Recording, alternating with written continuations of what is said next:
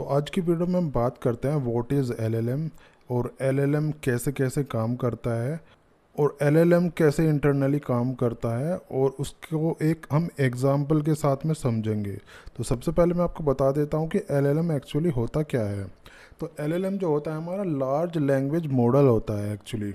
अब ये जो एलएलएम जो बना होता है स्पेशली वो अंडरस्टैंड जनरेट और मैनिपुलेट ह्यूमन लैंग्वेज के लिए बना होता है। मतलब चीज़ों को अंडरस्टैंड करने के लिए कोई लेट सपोज आपने कोई मैसेज डाला तो एज ए ह्यूमन लैंग्वेज जो होती है, जो एक ह्यूमन की जो लैंग्वेज होती है नॉर्मली, उसको ये एलएलएम जो स्पेशली डिज़ाइन होते हैं, स्पेशली जो डेवलप्ड होते हैं, वो स्पेशली ह्यूमन की लैंग्वेज को समझने के लिए बने होते हैं एक्चुअली।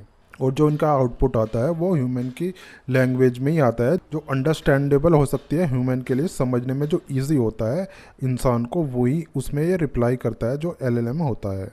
ये एक्चुअली एक डीप लर्निंग जो मॉडल होता है उसकी फैमिली को बिलोंग करता है, क्योंकि आर्टिफिशियल इंटेलिजेंस में काफ़ी टाइप के मॉडल्स होते हैं। तो उसमें से जो डीप लर्निंग टाइप के जो मॉडल होते हैं उनमें से एक एलएलएम होता है। अब हम समझते हैं कि इनके एग्जाम्पल क्या क्या, किस किस तरीके के मॉडल, लार्ज लैंग्वेज मॉडल जो एलएलएम है आज के टाइम में अवेलेबल है इंडस्ट्री में। सबसे बड़ा जो पहला और बड़ा नाम आता है वो आता है ओपन एआई मॉडल्स का, जिसमें आजकल आप देख रहे हो GPT-4, अब GPT-5 चल रहा है, इसके बाद भी और GPTs आती रहेंगे। तो चैट GPT इसका सबसे पहला एग्जाम्पल है। उसके बाद गूगल के भी कुछ मॉडल्स हैं, जैसे जेमिनाई है, पाल्म है, बर्ट है, लामडा है। तो गूगल्स के कुछ एलएलएम मॉडल्स हैं जो कि आप जेमिनाई यूज़ करते हो या चैट GPT यूज़ करते हो। इस तरीके से डिफरेंट डिफरेंट कंपनीज़ के ये एलएलएम मॉडल्स बने हुए हैं ऑलरेडी, जो कि उन्होंने बनाए हुए हैं। इसके अलावा और भी काफ़ी सारे एलएलएम मॉडल्स हैं, जैसे लामा है, क्लाउड है, फाल्कन है। लामा क्या है, फेसबुक का है। क्लाउड एक इंडिविजुअल कंपनी है, वो सेपरेट कंपनी है, क्लाउड उसका है। फॉल्कन है, ये भी अलग एक कंपनी है। अब इनमें से कुछ ओपन सोर्स है, कुछ जो होता है इंडिविजुअल एज ए मतलब प्रोप्राइटरी होता है जो प्रोडक्ट, उस तरीके से काम करते हैं। अब जैसे यहाँ पे आता है open source versus proprietary LLMs, क्या दोनों में डिफरेंस होता है, कैसे कैसे चीज़ें काम करती हैं, तो वो भी हम समझ लेते हैं। अब जो प्रोप्राइटरी एलएलएम होता है वो एक्चुअली स्पेशली जो कंपनीज होती हैं, जैसे ओपन एआई का चैट जीपीटीज है और जेमिनाई का गूगल जो है, गूगल का जेमिनाई है। तो ये क्या है, कुछ फीचर इसमें फ्रीली अवेलेबल यूज़ कर सकते हैं, कुछ पेड फीचर्स होते हैं जिनको आप पेमेंट करके यूज़ कर सकते हो।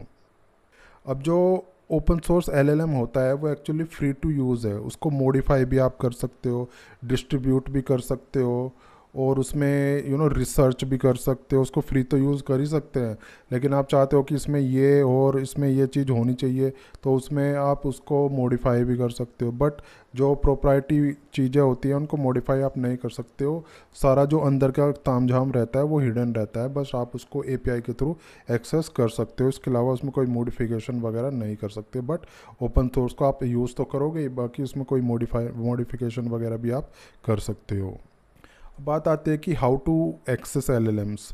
देखो एलएलएम जो होते हैं हम एक तो क्लाउड के लिए यूज़ कर सकते हैं, मतलब क्लाउड वो होस्टेड हो एक तरीके से, उसकी कोई ऐप हो या कोई वेबसाइट उसकी बनी हो, उसके थ्रू एक्सेस कर सकते हैं। दूसरा आता है हम एपीआई के थ्रू एक्सेस कर सकते हैं। अब जो क्लाउड बेस्ड होता है, जैसे वेबसाइट होता है या ऐप होती है, लेट सपोज चैट जीपीटी है, तो उसको हम वेबसाइट के थ्रू और ऐप के थ्रू एक्सेस कर सकते हैं।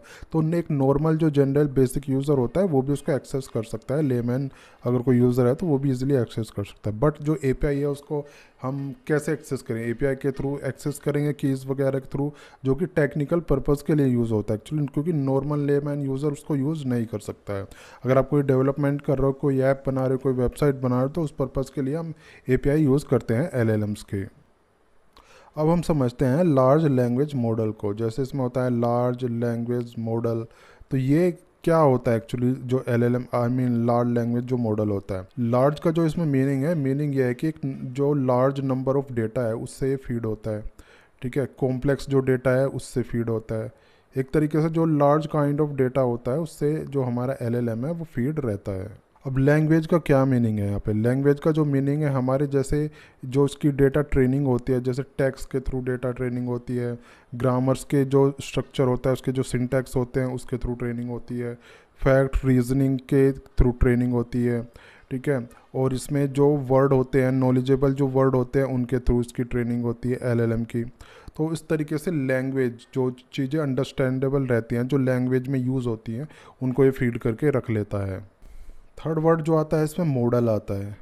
मॉडल्स के हम कैसे समझ सकते हैं? देखो, मॉडल जो होता है हमारा, एक प्रिडिक्टिव मॉडल्स होते हैं जैसे एआई में, उसी तरीके से काम करता है।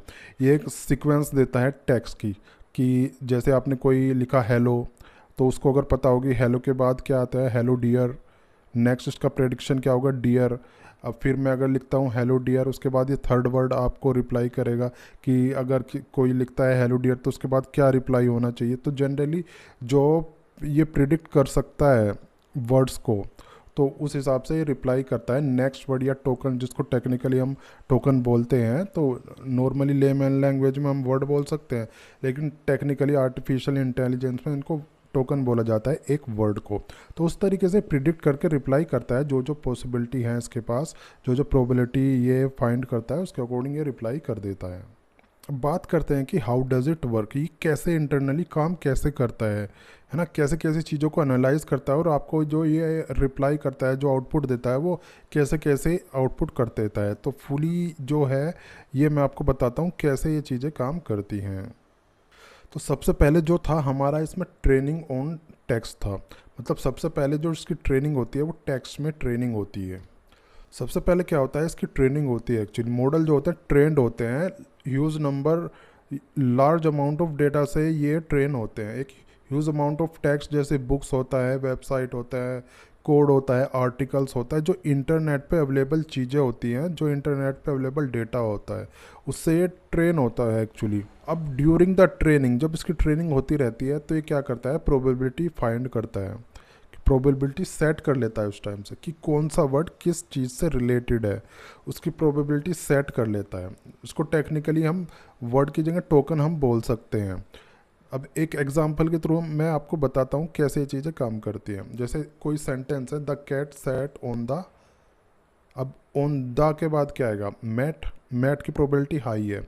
अब मैट के अलावा टेबल भी हो सकती है, चेयर भी हो सकती है, बेड भी हो सकती है। लेकिन जो ये जो प्रॉपर सिंटैक्स है, ये जो प्रॉपर सेंटेंस है, ये क्या कहता है, the cat sat on the mat. Mat की प्रोबेबिलिटी ज़्यादा है। अगर ये इंटरनेट पे जब देखता है, जब ये डेटा फीड कर रहा होता है, तो देखता है कि जनरली इस सेंटेंस के बाद, द के बाद क्या प्रोबेबिलिटी, कौन सी चीज़ ज़्यादा आती है, किस चीज़ की प्रोबेबिलिटी हाई है, तो उसके हिसाब से वो डिसाइड करके रखेगा कि मैट की प्रोबेबिलिटी हाई है। अगर हम ये 4-5 वर्ड डालते हैं इसके प्रॉम्प्ट में, तो डेफिनेटली इसके बाद ये मैट ही दिखाएगा, क्योंकि इसने जो फीड किया हुआ है डेटा, वो मैट फीड किया हुआ है, और इसने मैट की प्रोबेबिलिटी जो है वो हाई करके रखी हुई है। उसके बाद लेट सपोज इसने जो फिर प्रोबेबिलिटी सेट की है टेबल की, अगर वो मैट सेट नहीं बैठता है, मान लो उसमें कमांड जो उसका प्रॉम्प्ट होता है उसमें हम लिख देते हैं दिस इज़ नॉट करेक्ट, तो उसके बाद ये नेक्स्ट प्रोबेबिलिटी जो उससे लोवेस्ट प्रोबेबिलिटी रहेगी उसको ये रिप्लाई में देगा कि टेबल हो सकता है। उसके बाद थर्ड जो प्रोबेबिलिटी रहती है चेयर, वो दे सकता है, फिर बेड दे सकता है। इस टाइप से ये क्या करेगा, प्रोबेबिलिटी डिसाइड करके फीड करके रख लेता है कि कौन सा वर्ड किस चीज़ से बिलोंग करता है। एक्चुअली उसके अकॉर्डिंग ये सारी चीज़ें फीड करके रखता है। सेकंड नंबर पे आता है न्यूरल नेटवर्क एंड ट्रांसफॉर्मर्स। अब सेकंड में क्या करता है, इसमें एक्चुअली ट्रांसफॉर्मर्स होते हैं। ट्रांसफॉर्मर्स का जो काम होता है वो जो हमारा मॉडल होता है उसको जो इम्पोर्टेंट वर्ड होते हैं उनको फोकस कराना होता है। लेट सपोज कोई सेंटेंस है, the dog that chases the cat was fast, तो ये क्या करता है, ये लर्न करेगा। एक्चुअली लर्न ये करेगा कि डॉग जो है इस पूरे सेंटेंस में सब्जेक्ट कौन सा है। अब सब्जेक्ट क्या हो सकता है, सब्जेक्ट हमारा ये जो ह्यूमन है वो तो डिसाइड कर लेगा कि ये डॉग है, ठीक है। लेकिन इसको फीड कराने के लिए इसको रिकॉग्नाइज करते हैं ट्रांसफॉर्मर्स कि ये जो द डॉग है इसमें सब्जेक्ट क्या है, हमारा डॉग है एक्चुअली सब्जेक्ट इसमें। तो इस तरीके से सेकंड जो हमारा ट्रांसफॉर्मर का यूज़ करता है एलएलएम में ट्रेनिंग के लिए। थर्ड आता है हमारा पैरामीटर्स। एक्चुअली जो एलएलएम होता है पैरामीटर्स पे मोस्टली काम करता है। पैरामीटर क्या होते हैं, लेट सपोज आपने कोई इसमें सेंटेंस लिखा, तो ये क्या करता है, उन सारे सेंटेंस को डिवाइड कर लेता है टोकन्स में। टोकन्स को फिर ये रिलेवेंसी ढूंढता है, उनके एक तरीके से वर्ड की रिलेवेंसी ढूंढता है। अब वो ग्रामर भी हो सकती है, ग्रामर के अकॉर्डिंग भी ढूंढ सकता है, कोई उसका अगर लॉजिकल कनेक्शन है उसके अकॉर्डिंग भी ढूंढ सकता है, कोई रीजनिंग से रिलेटेड है उसके अकॉर्डिंग भी वो ढूंढ सकता है।